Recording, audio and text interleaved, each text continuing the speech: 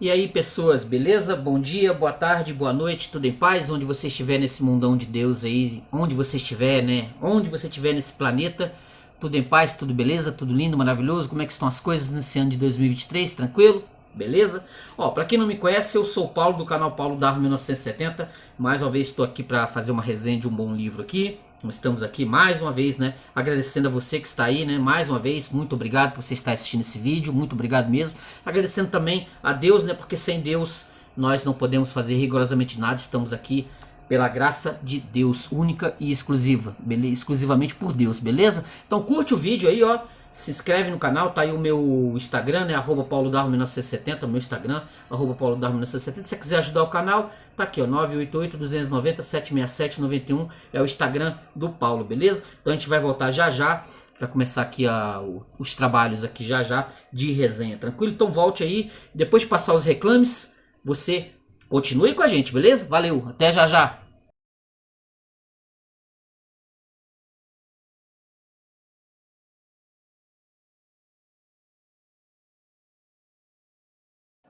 Bom, há algum tempo eu tava com disposição, né, para fazer uma resenha de um material aqui bem interessante que está aqui em minha mão, que é justamente do Antônio Gramsci, Literatura e Vida Nacional.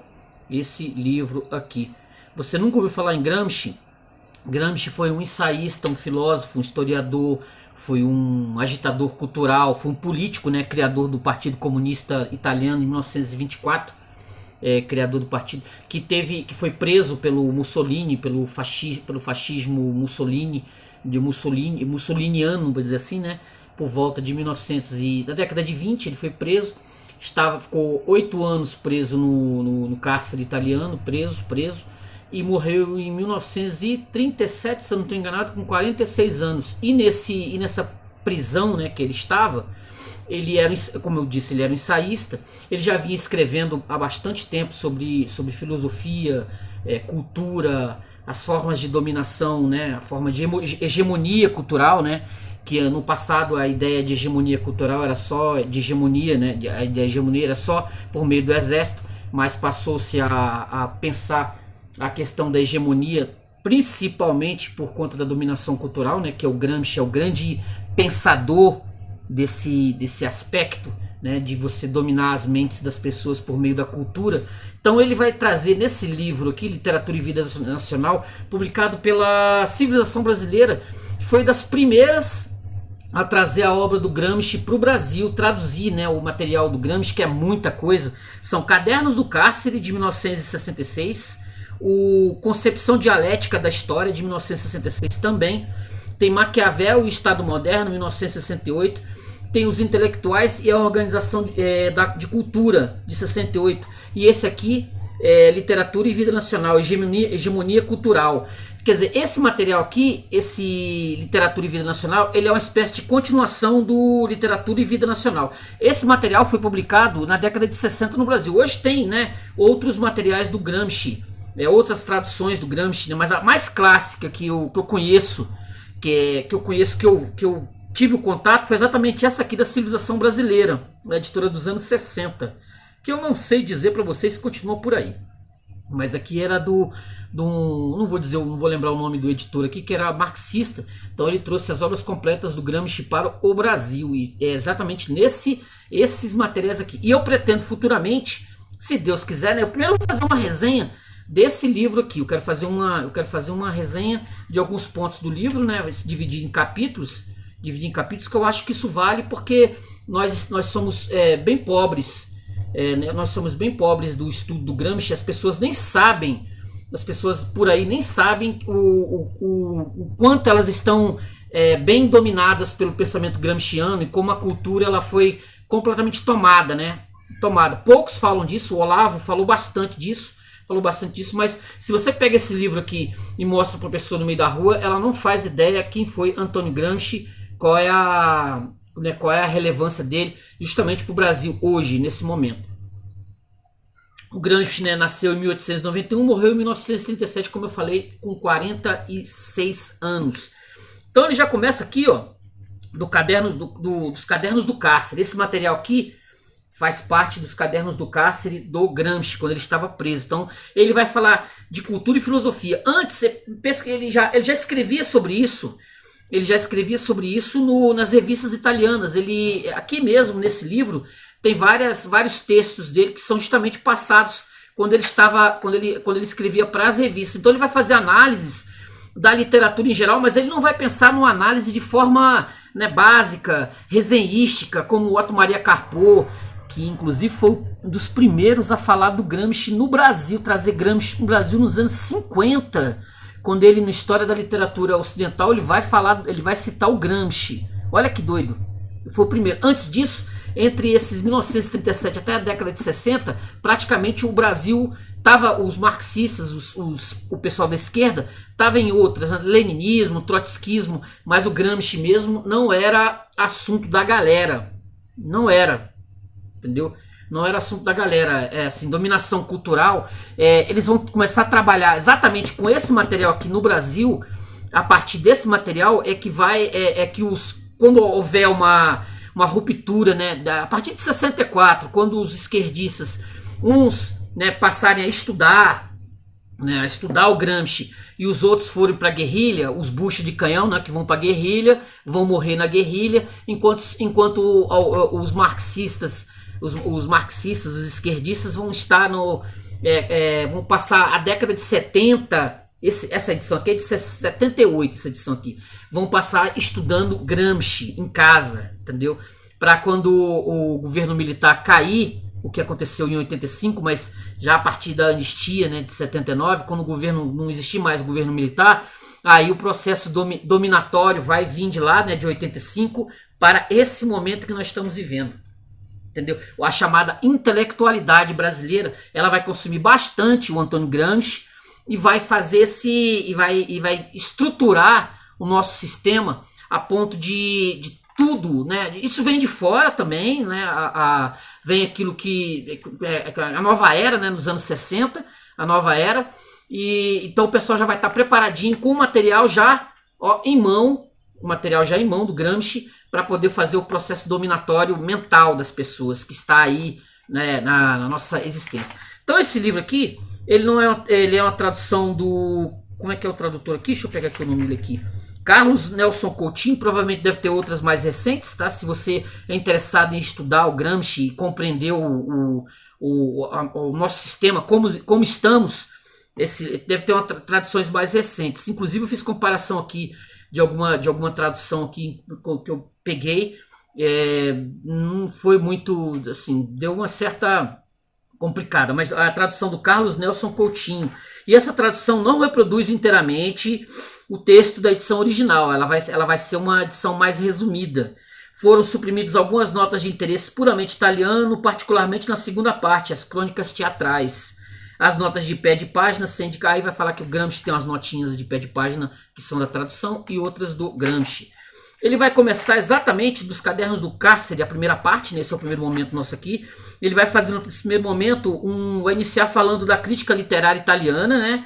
Ele vai dar uma ênfase no De Sanctis, mas a base do Gramsci aqui é o tempo todo o Benedetto Croce, que é a linha de cultura onde o Gramsci ele vai se espelhar, ele vai se basear, é o Benedetto Croce.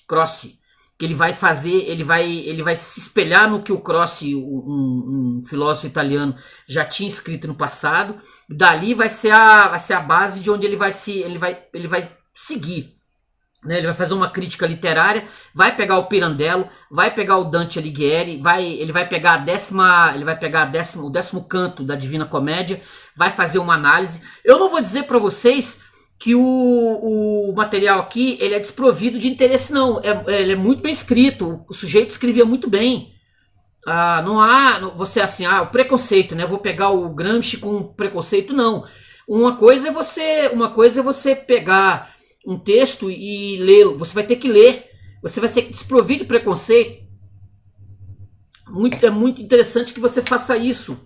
Você desprovido de preconceitos. Aquelas nossos ascos iniciais, né? E ler, por exemplo, no passado eu li o Capital do Marx, entendeu? E é um livro extraordinário. Todo livro tem coisas boas e coisas ruins. Não é porque o indivíduo é de esquerda que você tem que conhecer aqui o que o autor...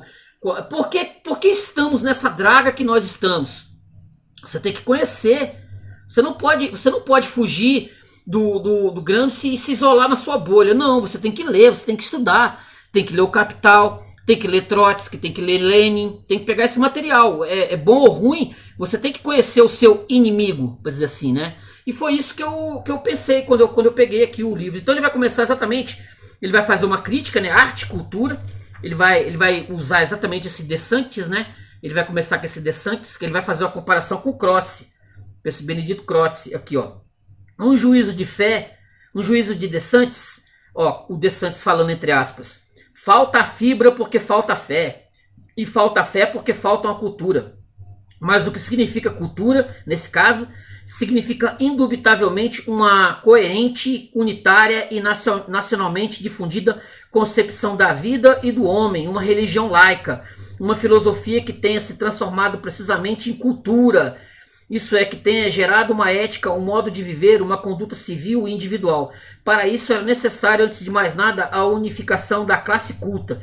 E nesse sentido trabalhou De Sanctis mediante a fundação do Círculo Filológico, que deveria provocar a união de todos os homens cultos e inteligentes de Nápoles, mas era necessário particularmente uma nova atitude em face das classes populares, um novo conceito do que é nacional, diverso do da direita histórica, mais amplo, menos exclusivo, menos policial, por assim dizer. Este lado da atividade de De Sanctis, que deveria ser esclarecido, este elemento de sua atividade, que outro sim não era novo, mas representava o desenvolvimento dos germes já existente em toda a sua carreira de literato e de político.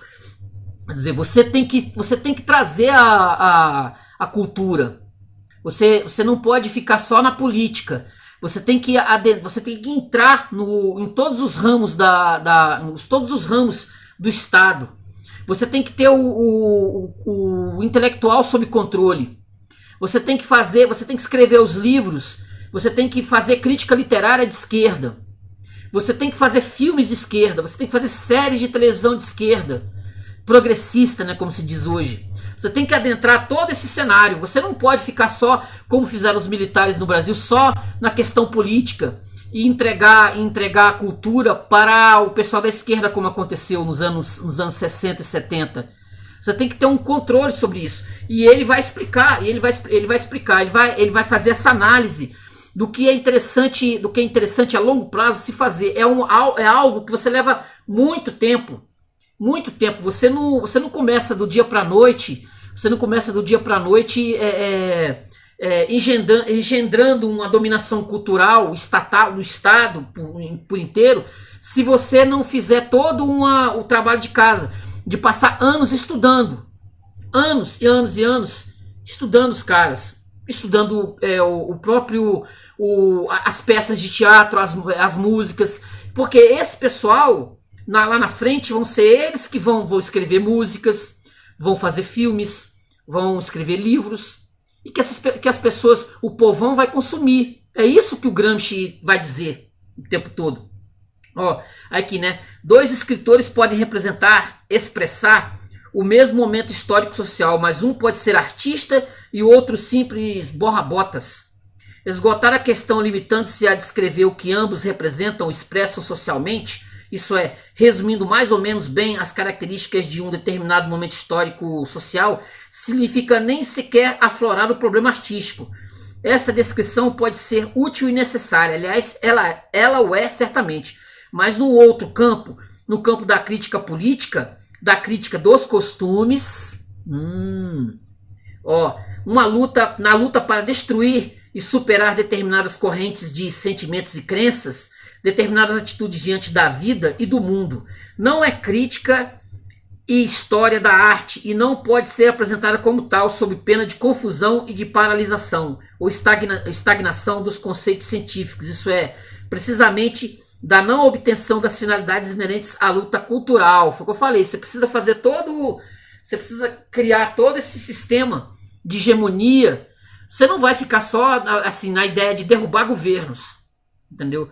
Tanto que os esquerdistas, eles não chegavam a lugar nenhum, a esquerda, os comunistas, basicamente não chegava a lugar nenhum. Eles fizeram a Revolução 17, né? Mas aí precisaram fazer uma contra-revolução e manter o país na ditadura. É melhor uma hegemonia cultural, porque aí você tem o controle das mentes das pessoas. Você tem um controle, é muito melhor do que ter um governo como a União Soviética, né, um governo na força, onde uma hora aquilo ali vai desaparecer. Desaparecer, como aconteceu, né? Em 91 acabou a União Soviética. Um determinado momento histórico social jamais é homogêneo. Ao contrário, é rico de contradições. Ele adquire personalidade. Torna-se um momento do desenvolvimento graças ao fato de que uma certa atividade fundamental da vida nele predomina sobre as outras, representando uma ponta histórica. Mas isso pressupõe uma hierarquia, um contraste, uma luta. Deveria representar o momento em questão quem representasse essa atividade predominante, esta ponta histórica. Mas de que modo julgar os que representam as outras atividades, os outros elementos? Porventura também não são estes representativos? E não é representativo do momento também os que expressam seus elementos reacionários e anacrônicos? Ou será que deve ser considerado representativo quem exprimir todas as forças e elementos em contradição e em luta, isso é, quem representa as contradições da totalidade histórico-social? Tem que se entender o seguinte, o Gramsci, ele não era um escritor, ele não era um analista de fundo apenas meramente literário e cultural. Ele tinha um interesse, como eu falei, da dominação. E ele é um sociólogo da coisa, entendeu? Ele vai criar termos, ele vai trazer, ele vai nos explicar como é que isso vai funcionar. Aqui, eu estou tratando aqui da área da cultura. Como eu falei, tem as cartas do cárcere, ele vai explicar, eu espero futuramente, se Deus quiser, né, ter a oportunidade de fazer leituras desses outros materiais, que obviamente deve ter em PDF na internet. Eu vou ver se eu consigo encontrar. Mas ele vai aqui é só exclusivamente da área cultural. Aqui, ó. Pode-se ainda pensar que uma crítica da civilização literária, uma luta pela criação de uma nova cultura, seja artística, no sentido de que da nova cultura nascerá uma nova arte, mas isso se revela um sofisma. De qualquer modo, é partindo de tais pressupostos talvez que se pode empreender melhor a relação de Santos com Croce e as polêmicas sobre o conteúdo e a forma, entendeu? Essa dualidade, né, que ele vai usar nesse De Santis, vai usar o De Santis e o Croce, os dois. Aqui, ó. Rafael Ramá escreve na Itália literária, ele vai trazer textos, ele vai trazer os textos que estavam circulando. Isso aqui foi escrito na prisão, esse material. Ele vai trazer o que estava circulando na Itália à época, entendeu? E como exemplo, ele vai reforçar esses exemplos aqui, ó. Já se afirmou que, por vezes, para a história da cultura, pode ser mais útil o estudo de um escritor menor do que de um grande escritor. E, em parte, isso é verdade, pois se no grande escritor triunfa completamente o indivíduo, que termina por não mais ser de nenhuma época, podendo assim se dar o caso, como já se deu, de atribuir ao século qualidades próprias do homem, no escritor menor, ainda que seja ele um espírito atento e autocrítico, pode-se descobrir com maior clareza os momentos da dialética daquela particular cultura, na medida em que estes não conseguem, como ocorre no grande escritor, unificar-se. Quer dizer, o grande escritor, o famoso, esse já está montado. Mas você vai atrás exatamente dos escritores menores. E você pode trabalhar ideologicamente esses escritores.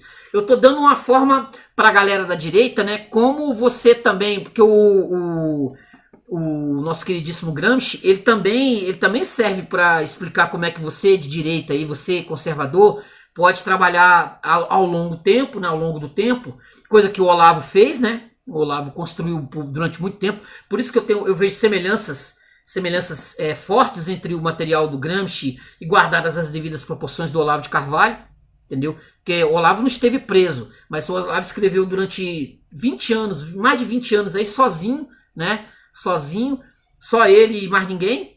E construiu com as aulas de filosofia dele, dos cursos de filosofia dele, uma galerinha boa aí para lutar, fazer um trabalho durante os próximos 20, 30 anos aí, entendeu? Eu posso até dizer que esse Gramsci aqui que está na minha mão é a influência do Olavo, por conta do Olavo de Carvalho, Entendeu? Por isso. Aqui. O problema aqui levantado encontra uma confirmação pelo absurdo no artigo de Alfredo Gardiulo, de 30. Nesse artigo, bem como nos outros da mesma série, Gardiulo revela o mais completo esgotamento intelectual, um dos tantos jovens sem maturidade. Ele se acanalhou completamente no bando da Itália literária e no citado artigo assume como sendo de sua autoria o segundo juízo expresso por Angeliotti no prefácio à antologia. Os escritores dessa antologia, portanto, são novos, não porque tenham da arte uma ideia diversa das dos escritores que lhe precederam, ou para tocar imediatamente no essencial. São novos porque acreditam na arte, ao passo que aqueles acreditavam em muitas outras coisas que nada tinham a ver com a arte. Essa novidade, por isso, pode permitir a forma tradicional e o antigo conteúdo, mas não pode permitir desvios da ideia essencial da arte. Qualquer que possa ser essa ideia, não é aqui o local de repeti-la. Seja sempre permitido, contudo, recordar que os escritores novos, realizando uma revolução que, por ter sido silenciosa, não será menos memorável. Pretendem ser sobretudo artistas, enquanto seus predecessores se compraziam em ser moralistas, pregadores, estetizantes, psicologistas, hedonistas. Entendeu? Quer dizer, ele vai. Aí vai se montando isso, né? Vai se formando essa gênese do que veio a ser conhecido como dominação e hegemonia cultural. O que as pessoas têm que entender é que o Gramsci ele não era de forma alguma um adepto da ideia de polícia do pensamento, do 1984, do nosso queridíssimo George Orwell, tal. Ele não era adepto dessa ideia do estado policial, né, do estado policial soviético, pode dizer assim, de esquerda, né, a esquerda. Ele era adepto da ideia de que você tinha que dominar a hegemonia cultural, né? Essa ideia da hegemonia cultural vinha por meio justamente da arte. Aí é que está o pulo do gato do negócio. Você não é por meio da força. Você vai fazer as pessoas, serem dominadas. Essa hegemonia cultural, ela vai ser imperceptível. É isso que é sensacional do negócio. As pessoas nem vão perceber que elas estão sendo. Não é questão nem de manipulação. Não vou nem usar essa palavra manipulação. Ela é como se fosse um pó. Como se fosse um pó que fosse jogado sobre todas as pessoas. Um pó invisível. Em que as pessoas elas vão receber aquele pó e elas nem percebem. Elas até elas respiram aquele pó. Entendeu? É o que veio de lá para cá, né? Então, por todos os lados possíveis, vai haver essa hegemonia. Não vai ser, não é algo visível, invisível, tanto que poucas pessoas percebem, entendeu? Elas consomem de tudo, sem enxergar o que há por trás dessa hegemonia, desse método, entendeu? É bem interessante aqui, ó. E aí vai prosseguir, né? É evidente que, para ser exato, deve-se falar de luta por uma nova cultura e não por uma nova arte, em sentido imediato. Talvez nem sequer se possa dizer, para ser exato, que se luta por um novo conteúdo da arte, já que este não pode ser pensado abstratamente, separado da forma. Lutar por uma nova arte significaria lutar para criar novos artistas individuais, o que é absurdo, já que não se podem criar artificialmente os artistas. Deve-se falar de luta por uma nova cultura, isso é, por uma nova vida moral, que não pode deixar de ser intimamente ligada a uma nova intuição da vida que chegue a se tornar um novo modo de sentir e de ver a realidade, consequentemente um mundo intimamente relacionado com os artistas possíveis e com as obras de arte possíveis. Você vai construir o escritor, você não vai pedir, o escritor ele vai estar imbuído da ideia.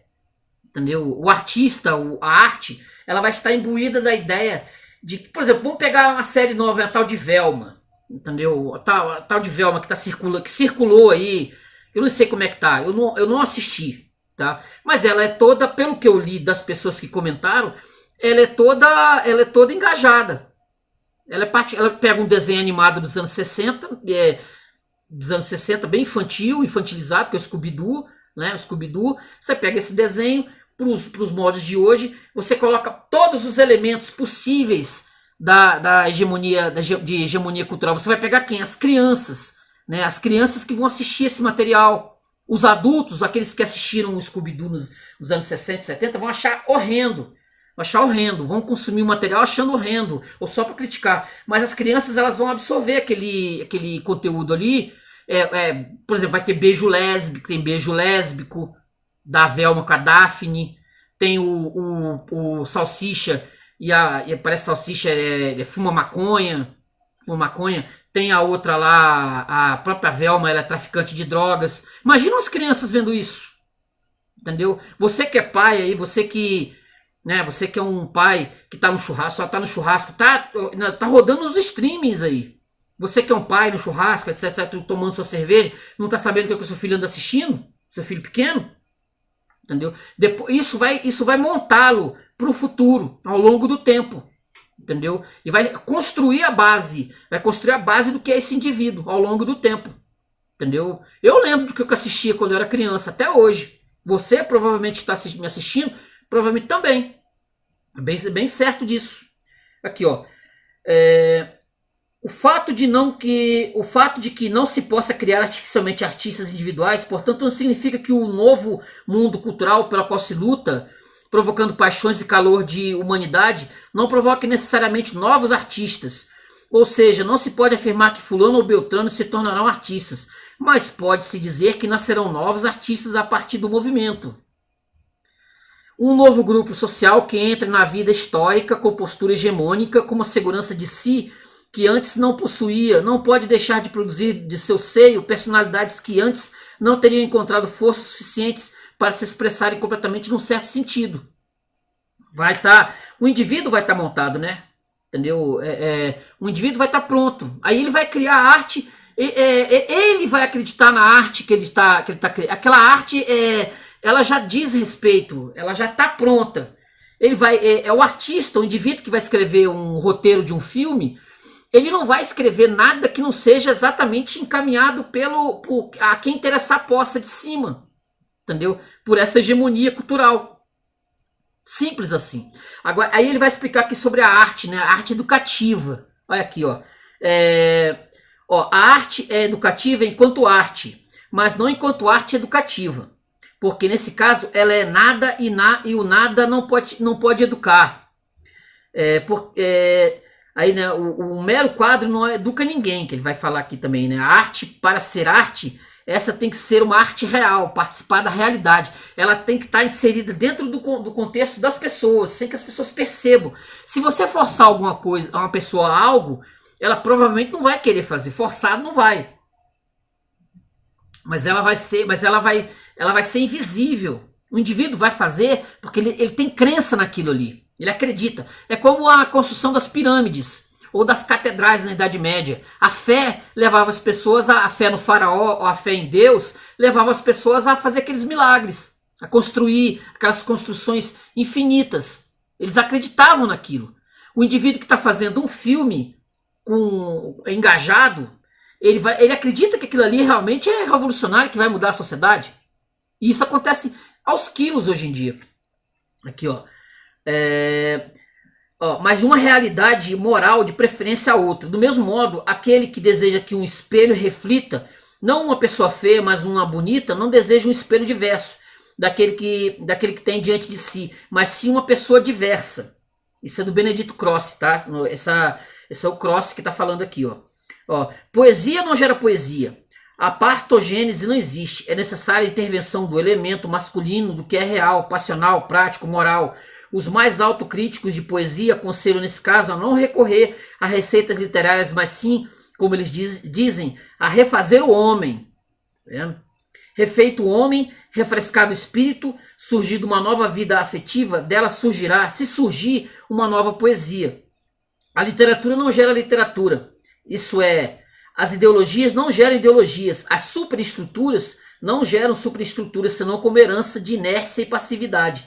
Elas são geradas não por uma partogênese, mas pela intervenção do elemento masculino, a história, a atividade revolucionária que cria um novo homem, isso é, novas relações sociais.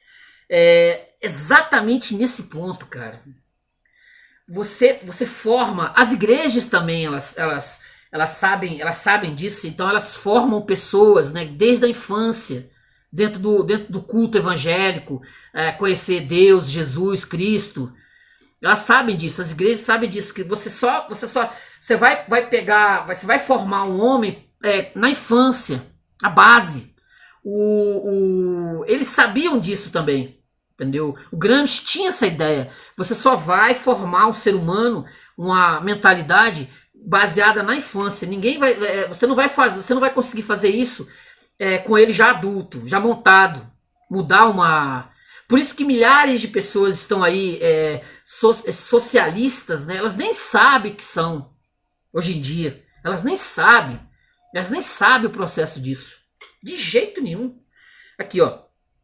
Critérios de crítica literária. Aqui, ó. O que se exclui é que uma obra seja bela. Não, admitido o princípio de que na obra de arte deva-se buscar tão somente o caráter artístico, nem por isso é excluída a investigação de qual seja a massa de sentimentos, de qual seja a atitude diante da vida que circula na própria obra de arte. O que se exclui é que uma obra seja bela por causa de seu conteúdo moral e político, e não seja pela sua forma na qual o conteúdo abstrato fundiu-se e identificou-se. Mas ainda, investiga-se se uma obra de arte não fracassou pelo fato de ter sido o autor desviado por preocupações práticas exteriores, isso é, postiças e sinceras. Ao que parece, é este o ponto crucial da polêmica. Fulano quer expressar artificialmente um determinado conteúdo e não cria obra de arte. O fracasso artístico da obra de arte em questão, pois fulano demonstrou ser artista em outras obras que realmente sentiu e viveu, demonstra que aquele conteúdo em fulano matéria surda e rebelde, que o entusiasmo de fulano é fictício e exteriormente desejado, que fulano não é realmente, naquele caso concreto, um artista, mas sim um criado que quer agradar aos patrões. O burguês, né, como ele vai colocar, né, o burguês. Assim, muitos desses burguês, dessas figuras que fazem arte, também esses mais adultos, se você pagar, eles vão fazer, eles mudam de lado. A questão é grana, mas não era isso que interessava o Gramsci, de jeito nenhum, entendeu? Ele vai chamar isso de oportunista político. Esse indivíduo que ele tá ali só esse artista que tá só pela oportunidade, né, de ganhar um dinheiro e fazer a arte que os caras querem, que o Estado quer. Mas não é esse que o Gramsci quer. Ele quer o indivíduo que faça sem nem pensar, nem pensar o outro lado, sem nem questionar, que é sensacional, né? Aqui, ó, ele vai continuar, né? Outro sino que toca a relação entre literatura e política deve-se levar em conta o seguinte critério: que o literato deve ter perspectivas necessariamente menos precisas e definidas que o político, deva ser menos sectário, se assim se pode dizer, mas de maneira contraditória. Para o político, qualquer imagem fixada a priori é reacionária. O político considera todo o movimento em seu devenir. O artista, pelo contrário, deve possuir imagem fixada e articuladas em sua forma definitiva. O político imagina o homem como ele é e, ao mesmo tempo, como deveria ser a fim de alcançar um determinado fim. Seu trabalho consiste precisamente em fazer com que os homens se movimentem, com que saiam de seu estado presente a fim de se tornarem capazes coletivamente de alcançar a finalidade proposta, isso é, de se conformarem à finalidade. Como eu falei, não há nenhuma chance do sujeito pensar fora da caixa. Ele não vai pensar fora da caixa, ele vai construir aquela obra de arte, ele vai construir aquele material dentro de uma finalidade que ele acha correta, certa. Aqui, ó. O Gramsci gostaria que a literatura de massa tivesse embutida, tivesse porque a literatura de massa, a arte literária de massa, ela é consumida por milhares de pessoas. A literatura de massa que ele está falando aqui, obviamente, é a literatura que era consumida lá nos anos 30, 20, 30. Hoje em dia nós temos os canais de streaming, as séries de televisão, os filmes, que são consumidos assim. Antes se fazia na novela de TV, né? Tinha novela de televisão que era consumida, por exemplo, no Brasil se fez a cabeça de milhares de pessoas por conta de novelas de televisão. Hoje em dia já está meio, né, tá meio por baixo, mas hoje em dia são as séries de TV que todos consomem desenhos animados, filmes, as pessoas levam para dentro de casa, dentro das suas residências, esses canais de streaming, e elas assistem milhares de filmes e séries e consomem aquilo já mastigado, prontinho para elas. E essa literatura que ele vai falar aqui, a literatura de consumo aqui, todavia, de um ponto de vista objetivo, do mesmo modo como ainda hoje Voltaire é atual, né, que era consumido pra caramba, e fez a cabeça de milhares de pessoas, o Voltaire, para certos estratos da população, assim também podem ser atuais, e o são efetivamente esses grupos literários. Ele vai falar dos grupos literários dos anos 20, 30, e as combinações que eles representam. O objetivo quer dizer, nesse caso, que o desenvolvimento da renovação intelectual e moral não é simultâneo em todos os estratos sociais. Muito pelo contrário, ainda hoje, nunca é demais repetir, muitos são ptolomaicos e não copernicanos. Ele vai dizer que essa galera, a massa, ela ainda está achando que a Terra é o centro do universo. Ela não passou do ptolomaico para o copernicano ainda, até hoje, aqui nessa época que ele está falando aqui, né? Ainda hoje existem muitos conformismos, muitas lutas por novos conformismos, bem como diversas combinações entre o que é, com variadas atitudes, e aquilo por cujo advento se trabalha. E são muitos os que trabalham nesse sentido. Coloca-se do ponto de vista de uma única linha de movimento progressista para o qual toda nova aquisição é acumulada e se torna a premissa de novas aquisições. É um grave erro. Não somente as linhas são múltiplas, como também se verificam passos atrás na linha mais progressista. Ademais, Nizam, um escritor aqui, né, não sabe colocar a questão da chamada literatura popular, isso é, do êxito que encontra no seio das massas populares a literatura de folhetim. Olha aí, vendo? De aventura policial, amarela, êxito para o qual contribui o cinema e o jornal. E não obstante, é esta questão que representa a maior parte do problema de uma nova literatura enquanto expressão de uma renovação intelectual e moral. E isso porque tão somente entre os leitores da literatura de folhetim pode-se selecionar o público suficiente e necessário para criar a base cultural da nova literatura. Ao que parece, o problema é o seguinte: como criar um corpo de literatos que artisticamente esteja para a literatura de folhetim, como Dostoiévski estava para Sui e Solier, ou como no romance policial, Chesterton está para Conan Doyle e para Wallace. Para isso é necessário abandonar muitos preconceitos, mas deve-se observar particularmente que não apenas é impossível ter um monopólio, mas que se está em luta contra uma formidável organização de interesses editoriais, que é o que na época, né, os caras que produziam o material tinham outras visões de mundo. Por incrível que pareça, né, o Gramsci, ele não era, como eu disse, ele não era favorável a uma ideia, né, de totalitarismo. Ele era democrático. Só que ele queria usar exatamente o viés de esquerda, a hegemonia cultural, né, para as massas, para que as massas elas criassem de forma espontânea, entendeu? De forma espontânea. Por isso que ele vai fazer toda essa revolução artística, essa revolução estrutural artística, para que as pessoas elas tenham justamente esse viés. Quem faz a cabeça de milhões de pessoas é quem escreve. Essa galera essa galera intelectual é que vai construir todo esse cenário da qual eu vejo hoje, né, de dominação hegemônica das mentes, entendeu? Não é preciso derrubar governo, não é preciso nada disso. É simplesmente você construir todo um arcabouço intelectual onde as pessoas não vão perceber que elas estão construindo para a hegemonia da esquerda, entendeu? E aí a esquerda vai governar hegemonicamente.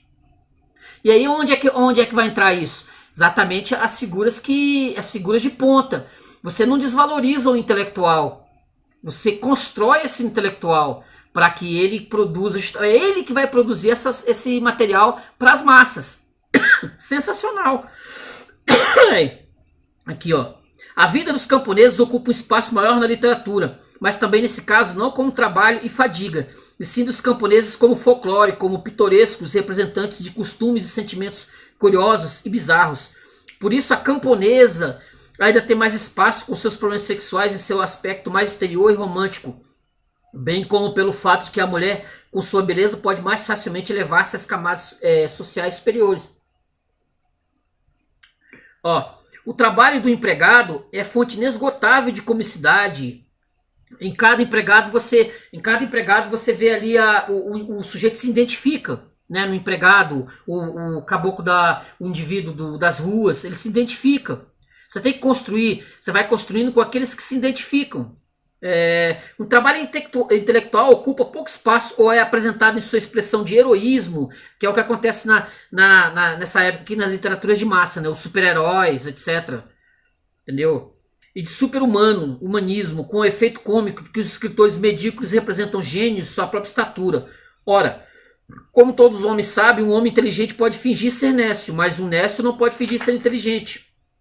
Aí ele vai dar exemplos aqui, vários exemplos aqui de escritores, né? Que estavam construindo, que eram grandes autores menores, que, por exemplo, eu não conheço basicamente nenhum aqui, né? Ele vai falar aqui do Giovanni Papini, que esse eu conheço, mas aqui César e Alba, Giuseppe César e Alba, Luigi Rosso, ele vai citar vários italianos aqui, né? Que estavam nesse processo de construir uma literatura mais voltada para a ideologia. Mas ele vai criticar alguns, como o caso do Giovanni Papini, que eu acho um autor extraordinário. Eu já tive, se você leu Gog, entendeu? Leia, vale muito a pena, é um livro muito bom, mas é duramente criticado aqui pelo Gramsci. Estado significa particularmente direção consciente das grandes multidões nacionais. É necessário, portanto, um contato sentimental e ideológico com essas multidões e, numa certa medida, simpatia e compreensão de suas necessidades e exigências. Ora, a ausência de uma literatura nacional popular, devido à ausência de preocupações e de interesses por essas necessidades e exigências, deixou o mercado literário aberto ao influxo de grupos intelectuais de outros países que, populares nacionais em sua pátria, também o foram na Itália. Ele vai citar, obviamente, o caso dos franceses, né, que a literatura francesa ela adentrou a Itália, como adentrou em todos os países do mundo, né, pode dizer assim, no mundo ocidental, e fez a cabeça de milhares de pessoas, sem que as pessoas percebessem. Talvez por fraqueza dos próprios autores nacionais, entendeu? Aí isso vai fazer um estrago enorme na Itália dele, da época aqui. Ele vai falar aqui de vários autores, né, vai citar vários autores, vai dizer um tal de Alfredo Oriani, vai dizer que esse autor é fraco, Floriano Del Secolo. Ele vai citar aqui vários autores aqui, né? E aí vai sempre colocar esses autores, vai colocar na mesma régua do Benedetto Croce, entendeu? Ele vai colocar na mesma régua, ele vai enquadrar o autor dentro desse mesmo processo e vai fazer uma análise comparativa entre o Croce e esses autores, entendeu? E vai mostrar que o Croce era muito mais poderoso na sua escrita, né, do que esses autores passados, né?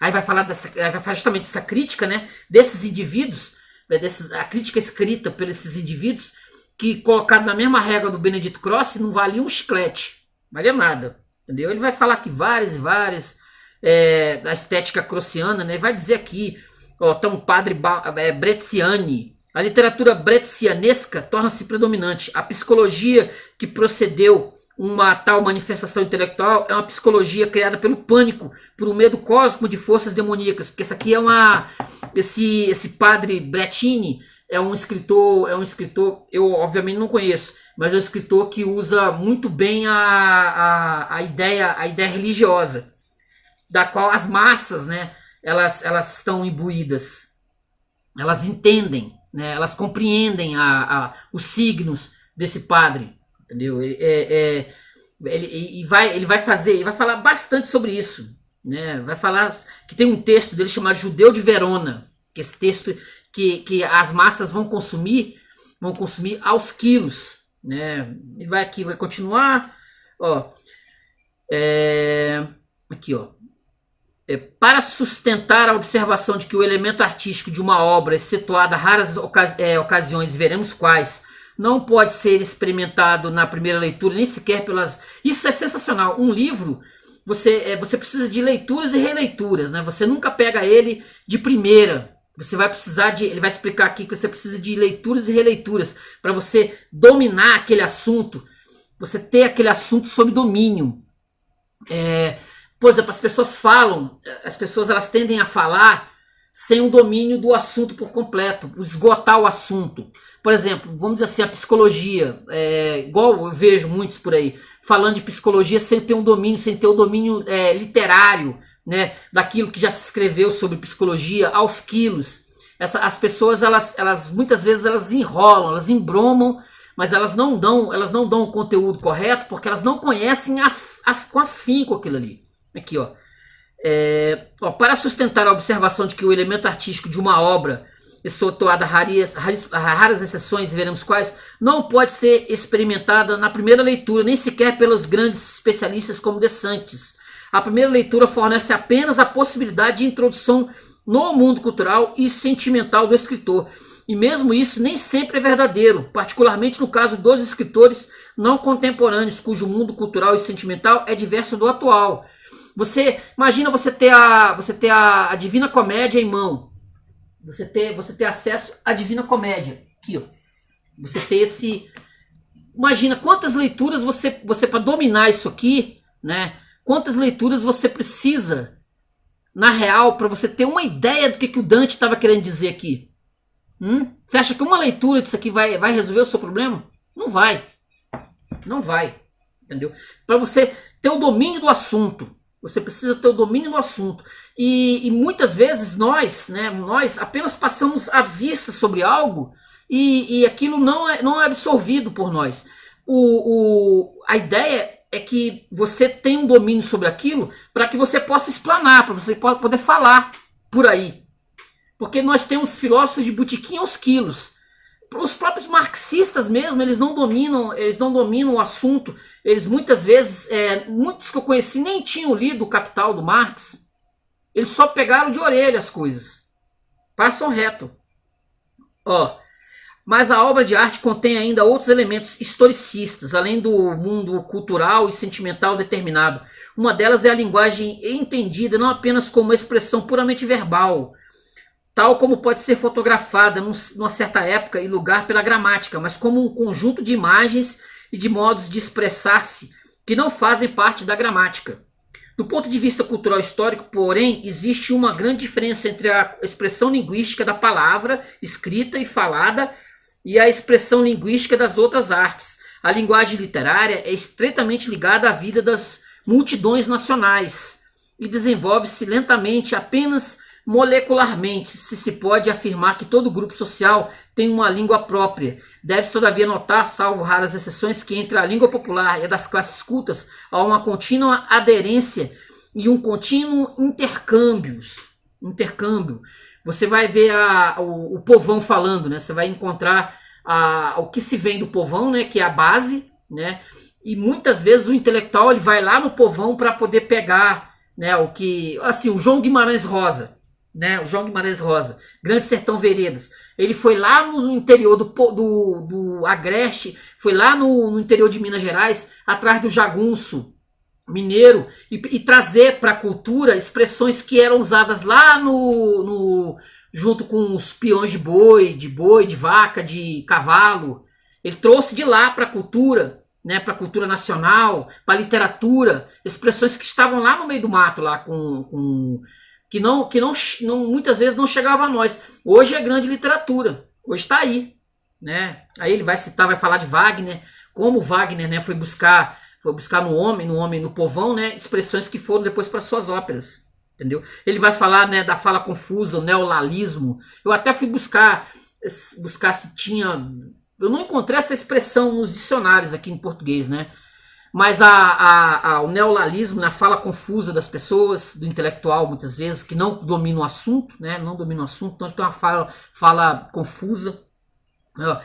E só para lembrar que essa intelectualidade, né, do que o Gramsci fala, ela vai estar no Brasil, por exemplo, ela vai estar inclusive nos dicionários. Se você pegar os grandes autores de dicionários do passado, entendeu? Eles eram intelectuais de esquerda. O Roais mesmo era de esquerda, Antônio Roais. Se eu não estou enganado, ele traduziu Ulisses né, do James Joyce, o Antônio Roais. Eu posso, se eu estiver enganado, me corrijam, mas eu acho que ele foi o tradutor, ele criador de palavras, né, ele era de esquerda. E esse domínio hegemônico, né, até o dicionário, criar palavras. Isso é que a direita tem que entender, né? Aí ele vai, né, vai botar aqui as diferenças, né, artísticas, né, a compreensão dessas diferenças artísticas. Ele vai colocar, né, a expressão verbal possui um caráter estritamente nacional, popular, cultural. Uma poesia de Goethe, no original, só pode ser compreendida e revivida completamente por um alemão ou por quem se alemanizou.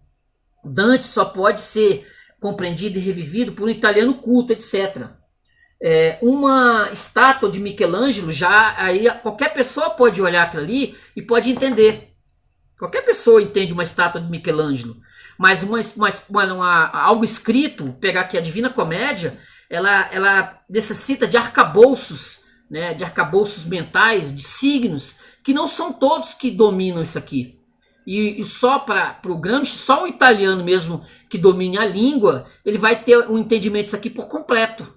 Não é assim, um brasileiro, ele não vai entender. Para você pegar o Marcel Proust, você pegar Em Busca do Tempo Perdido, só o francês tem um domínio, ou alguém que viveu, ou alguém de fora que viveu muito tempo naquele país. Só esse tem um domínio da expressão linguística, do culta, do que, por exemplo, Dante Alighieri quis dizer com aquilo ali. Nós só temos uma ideia daquilo, mas não a diferença entre nós e o italiano é que o italiano tem uma compreensão maior, se ele for ler.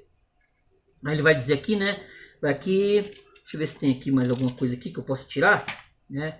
Ó, literatura funcional. Aí ele vai falar, ó, ele vai falar justamente o que eu falei. Ele vai comentar sobre o canto 10 aqui disso aqui. Ele vai falar do canto 10, tá? Que é exatamente sobre uma passagem, né? Que os críticos vão fazer passaram anos e anos e anos tentando fazer uma análise do que era aquele canto 10, né? O 10º canto do inferno. Ele vai contar, né, a análise do canto 10 da Divina Comédia, vai ser o drama do Cavalcante, do Farinato e do Guido, né? Esse canto, o Dante junto com o Virgílio, eles chegam num lugar lá do inferno. Aí tá esse Cavalcante que ele se eleva do túmulo, todo arrogante, né? Todo arrogante, falando, não sei o que, dando um pagadão geral pro Vigílio. E aí tem um outro indivíduo que está junto com esse Cavalcante, que é o Farinato. Esse Farinato já é um indivíduo mais humilde, né? Os dois estão ali naquele túmulo, né? Naquele inferno, no inferno, sem saber o que aconteceu sem saber o que está a proceder no mundo. Inclusive o filho, o tal do Guido, né, que participou de muitas revoluções lá italianas lá em 1200 e pouco. Esse Guido é o filho desse Farinato. O Farinato quer saber o que aconteceu com o filho, se ele morreu nas lutas ou não. Só que o Dante vai dizer, né, que o filho morreu. Só que no momento que o Dante escreve, ele tinha morrido, mas fica a dúvida pro Cavalcante, pro Farinato, se realmente Então ele vai fazer uma análise geral sobre isso aqui também. Vai falar páginas e páginas. Ó, uma análise de um crítico aqui. Ó. O 10º canto é, segundo Morello, político por excelência. E a política para Dante é algo tão sagrado quanto a religião. É necessária, portanto, uma disciplina mais que rigorosa na interpretação do 10º canto, a fim de não se substituir pelas próprias tendências e paixões às dos outros, e a fim de não se cair nas mais estranhas aberrações. Morello afirma, que é o Gramsci, que o 10º canto é político por excelência, mas não demonstra e não pode demonstrar porque não é verdade. O 10º canto é político assim como é política. Toda a Divina Comédia, ele vai dizer que toda a Divina Comédia, o Gramsci vai dizer, é um trabalho de ordem política isso aqui. Muito mais do que religioso. Isso você, né? Toda a Divina Comédia, mas não é político por excelência. Todavia, esta afirmação é cômoda a Morello porque evita que canse seu cérebro, dado que se considera um grande político e um grande teórico da política. Ser-lhe-á fácil dar uma interpretação política do 10º canto, após ter folheado o canto na primeira edição que lhe caiu nas mãos, servindo-se das ideias gerais que circulam sobre a política de Dante, das quais todo bom jornalista, como Morello, deve ter um certo conhecimento superficial, bem como um certo número de fichas de consulta.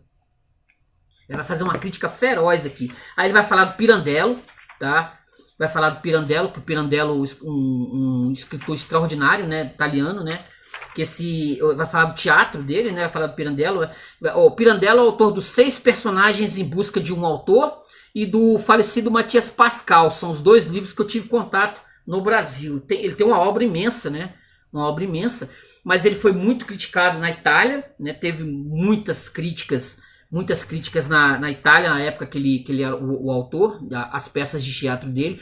E, de certa forma, o Gramsci vai defendê-lo dessas críticas pesadas, vai defendê-lo porque diz que tem um caráter oculto, né? A literatura dele, ela tem uma ideologia envolvida no que ele escreve, tanto nas peças quanto na poesia e os textos de romance, né? O Matias Pascal. Tem algo imbuído nesse material que pode ser muito bem usado pela galera que faz a ideia de hegemonia cultural. E é esses escritores, esse tipo de escritor, que o Gramsci cita bastante como autores que podem ser usados como referência, né? Então ele usa exatamente ele vai citar um tal de Liolá, que é o texto que eu não li, não conheço, do Pirandello, que é um texto que tem uma obscenidade, né? Que foi criticado. As peças de teatro do Pirandello foram a Igreja Católica queria proibir, teve confusão, mas é esse material que o Gramsci vai dizer que serve a um todo, entendeu? E que vai aos poucos minando a mente das pessoas pro aceitável. E aí vai, né? Ó, ele vai falar aqui ele vai citar vários críticos, né? A postura ideológica de vários críticos que vão justamente querer demonizar a arte desse Pirandello, mas que ela é útil, que ela tem utilidade para o sistema. No próximo vídeo eu vou falar da segunda parte do caráter não nacional popular da literatura italiana, né? O caráter não nacional popular. Então eu quero pegar esse material, ainda vou dar uma lida, uma puxada, né? Vou espremer para tirar todo aqui que eu posso usar para o segundo vídeo. Então nós tratamos aqui no primeiro, né, na primeira parte aqui dos cadernos do cárcere, o problema de crítica literária e explicamos como pode ser feito essa hegemonia, né, essa hegemonia cultural que pode auxiliar também a leitura desse livro, pode auxiliar também muitos que estão perdidos aí da própria direita, os conservadores, que depois de um monte de situações eles não entenderam como é que isso é feito, não estudaram o Olavo, né? Não estudaram o Olavo e não entenderam como é que o trabalho é feito. Então esse trabalho é um trabalho de formiguinha, que é um trabalho que pode levar anos e anos e anos de estudo. Então é bom começar já a pegar esse material e estudar, beleza, gente? Então, ó, vão atrás, tem material aí do Gramsci rolando por aí, tem outros muito bons que vale a pena ser entendido. Concepções dialética da história, Cartas do Cárcere, Maquiavel, Política e Estado Moderno e os intelectuais e a organização da cultura. Esses materiais, se Deus quiser, nós vamos dar uma destrinchada. Isso vai levar um tempo, mas a gente vai ler aí, beleza? Então até a próxima. Nós voltamos aqui no canal Paulo Darwin 1970. Hoje, resenha do Literatura e Vida Nacional. Primeira parte, hein? Ainda vamos chegar na segunda, então. Beleza? Valeu, gente. Até a próxima. Tchau.